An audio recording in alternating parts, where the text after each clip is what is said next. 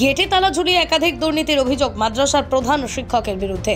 আরামবাগের হরিণখোলার পীরনগর নাবাবিয়া সিনিয়র মাদ্রাসার ঘটনা। জানা গেছে এই মাদ্রাসার বর্তমান প্রধান শিক্ষক একাধিক দুর্নীতিতে জড়িত। ঠিক সেই কারণেই তার অপসারণ যে হস্টেলের কেয়ারটেকার থেকে শুরু করে ছাত্রসহ অভিভাবকরা বিক্ষোভ প্রদর্শন করেন সোমবার মাদ্রাসার গেটে তালা দিয়ে। হস্টেলের কেয়ারটেকার জানিয়েছেন এই মাদ্রাসায় একবার ইন্সপেকশনে আসার পর প্রধান শিক্ষক রেজাউল করিমকে 3 বার শোকজ করা হয়েছিল, কিন্তু তিনি একবারও যাননি। এদিকে ওই কেয়ারটেকারকে শোকজ করা হলে তিনি হাজিরা দিয়েছিলেন ঠিকই, কিন্তু সেক্ষেত্রে প্রধান শিক্ষকের কোনো অনুমতি ছিল না। এমনকি প্রধান শিক্ষকের দায়িত্ব পাওয়ার পর তিনি কেয়ারটেকারের কাছে যা কিছু নথিপত্র থাকার প্রয়োজন ছিল সেই সমস্ত নথিপত্র নিজে হস্তান্তরিত করেন। এই মাদ্রাসার কেয়ারটেকার আমি নিয়োগ হওয়ার পরেই এই প্রধান শিক্ষক আমার হাতে যে সমস্ত খাতাপত্র থাকার দরকার সেই সমস্ত খাতাপত্র কিছু আমাকে দেয়নি, কারণ নিজে দুর্নীতি করার জন্য। তার প্রমাণ গত 22 সালে পাওয়া গেছে।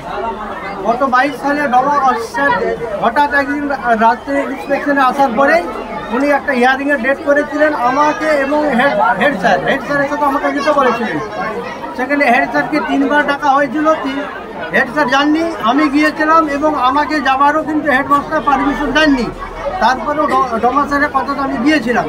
তারপর থেকে আমার উপরে আরও ওনার নির্যাতন শুরু হয়। যে হোস্টেলে 50 জন ছাত্র থাকার কথা সেখানেই তার থেকেও কম ছাত্র থাকছে বর্তমানে। এমনকি ছাত্রদের খাওয়া দাওয়ার জন্য রান্নাবান্নার দিকে বিন্দুমাত্র নজর দেন না মাদ্রাসার ওই প্রধান শিক্ষক বলে অভিযোগ। এবারে বারবার যেখানে 50 জন ছাত্র থাকার কথা সেখানে ছাত্র কম এবং ছাত্রদের খাওয়া দাওয়ার ব্যাপারে কোনো রকমভাবে উনি লক্ষ্য নজর কিছুই দেননি, বরঞ্চ মিড ডে মিলে যাবতীয় সমস্ত। ওই প্রধান শিক্ষকের বিরুদ্ধে আরও অভিযোগ তিনি ছাত্রদেরকে কেয়ারটেকারের কথা শুনতে বারণ করেন, আর এদিকে কেয়ারটেকারকে তিনি জিজ্ঞাসা করেন কেন তার কথা মানছেন না ছাত্ররা। ছাত্রদের কোনো সমস্যা হলে কেয়ারটেকার প্রধান শিক্ষকের কাছে সমস্যা সমাধানের জন্য গেলে সেই সব বিষয়ে মোটেও দৃষ্টিপাত করেন না বলে অভিযোগ। এমনকি মাদ্রাসায় ভোট পর্যন্ত হতে দিচ্ছেন না ওই প্রধান শিক্ষক। বছর 2 আগেই ছাত্রদের খাবারের জন্য যে বাজার করেছিলেন ওই কেয়ারটেকার, তার জন্যই প্রাপ্য 4000 টাকাও দেননি প্রধান শিক্ষক বলে অভিযোগ করেন তিনি। মোটামুটি চাল কম নেওয়া হয়, চালটা বছর ভাত নষ্ট হওয়ার জন্য ওটা কম নেওয়া হয়, কিন্তু টাকা পয়সা যা আসে উনি তুলে ওনার হাত দিয়ে উঠে যায়, যা করেন উনি করেন। কত টাকা পয়সা আসে না আসে? আপনার পয়সা বলতে হিসাবে যেটা হয়, হ্যাঁ সেই হিসাবে টাকা। ওটাকে উনি ডাইরেক্ট ছাত্রদের কাছে নিয়ে নেন? না না না না, ওটা ওই বাই চেক ব্যাংক থেকে তুলে।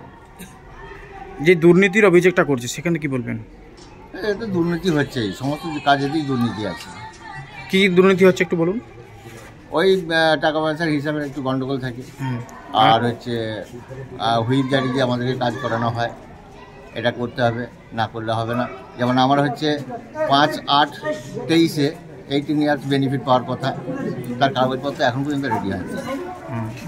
হয় এটা করো দেখছি কাগজ দেখি, এইটা করতে হবে দেখছি, এটা করো, এই ধরনের। নিজে তো ক্লাস করবে না, প্লাস 2-3টে মাস্টারমশাইকে এনগেজ করে রেখে দিয়ে তাদের ক্লাসগুলো অফ করে দিচ্ছে। মাদ্রাসার ছাত্রদের জন্য প্রতি মাসে 1000 টাকা করে খাবারের জন্য বরাদ্দ থাকে, সেই টাকা কেয়ারটেকারের কাছে জমা দিয়েছিল ছাত্ররা। পরবর্তী ক্ষেত্রে ওই টাকা ফিরিয়ে দেওয়ার কথাও বলেছিলেন বর্তমান প্রধান শিক্ষক, কিন্তু এখনো পর্যন্ত সেই টাকা হাতে পাননি ছাত্ররা। এমনই অভিযোগ করেছেন হস্টেলের কেয়ারটেকার শেখ মোহাম্মদ ফারাজ আলী। এদিন বিক্ষুব্ধ কেয়ারটেকার সহ ছাত্রদের অভিভাবকরা মাদ্রাসার গেটে তালা ঝুলিয়ে দিয়ে প্রধান শিক্ষককে অপসারণের দাবিতে বিক্ষোভ প্রদর্শন করে। পাশাপাশি সহ শিক্ষকরা ওই একই অভিযোগ করেন। এদিকে কে কি বললেন শুনুন। হোস্টেলে কতজন ছাত্রের রান্না এখানে হয় মিড ডে মিলে? কতজন? 400 জনের মতো। 400 জন, ওইটা আমাদের হিসাব দেয়নি। যেমন বলে 10 কেজি কি 12 কেজি 15 কেজি রান্না করতে হয়, আমরা রান্না করি। দোকান ডেলি করে নিয়ে আসি আমরা দোকান থেকে, আর রান্না সেই হিসাবেই হয়। হোস্টেলে ছেলেরা আগে দুবেলা রান্না হতো, স্কুল হোস্টেলে খেত, আর দুপুরবেলা ভাতটা আমাদের এখানে খেত।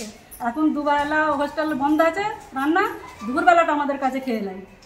দীর্ঘদিন ধরে আন্দোলন হচ্ছে, কিন্তু কিছু আমরা ফল পাচ্ছি না। আমরা ডেপুটেশন এসডিও অফিসে দিয়েছি, আপনার বিডিওতে দিয়েছি, দমাতে চুঁচুড়াতে দিয়েছি, আপনার বোর্ডে দিয়েছি, ডিআই অফিসে দিয়েছি। সমস্ত জায়গাতে আমরা ডেপুটেশন দিয়েছি যে এই মাদ্রাসার যে দুর্নীতি হচ্ছে এই দুর্নীতির বিরুদ্ধে যাতে করে ছাত্রদের পঠন পাঠন ভালো হয় সে সুবিচার এখনো পর্যন্ত আমরা পাইনি। সেই জন্য এই ক্লাসটাই এই এখন ক্লাস টাইম, এই ছোট ছোট বাচ্চাদেরকে নিয়ে আমরা এই গেটের সামনে ধর্ণা দিয়েছি। আমরা চাই অবিলম্বে শান্তি ফিরে আসুক, মাদ্রাসার পঠন পাঠন সুন্দরভাবে হোক। কেননা আমার ছেলে ক্লাস 9-এ পড়ে, আজকের কম বেশি হয়ে গেল 4 মাস ক্লাস হয়ে গেল, তাতে করে আমার ছেলে একটা দিন প্রেজেন্ট আছে, একটা দিন প্রেজেন্ট। মাদ্রাসার হোস্টেল খোলা হয়নি। কি গো, আমার নেকলেসটা কেনার ব্যাপারে কিছু ভাবলে? কোথা থেকে কিনবে? সমস্যা হলো কে যে কেমন জিনিস দেয়। এই সর্বকালের প্রথম আলমগিনি প্যালেসের সোনার গহনা, দামও মজুরি সাধারণ জুয়েলার্সের মতোই।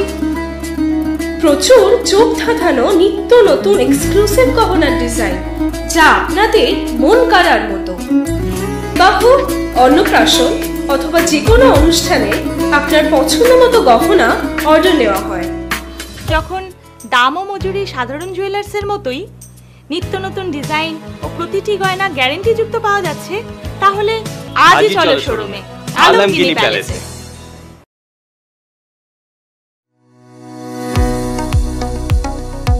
কতুলপুরে সর্বপ্রথম এমআরআই পরিষেবা যুক্ত 110 বেডের মাল্টি স্পেশালিটি হসপিটাল হল মেডিকেয়ার জেনারেল হসপিটাল। স্বাস্থ্যসাথী মান্যতাপ্রাপ্ত এই হসপিটালে রয়েছে AC, non AC cabin, modern OT, ICCU, NICU, micro surgery, dialysis বিভাগ, ব্রেন ও spine surgery, cancer surgery, lift সহ নানান পরিষেবা।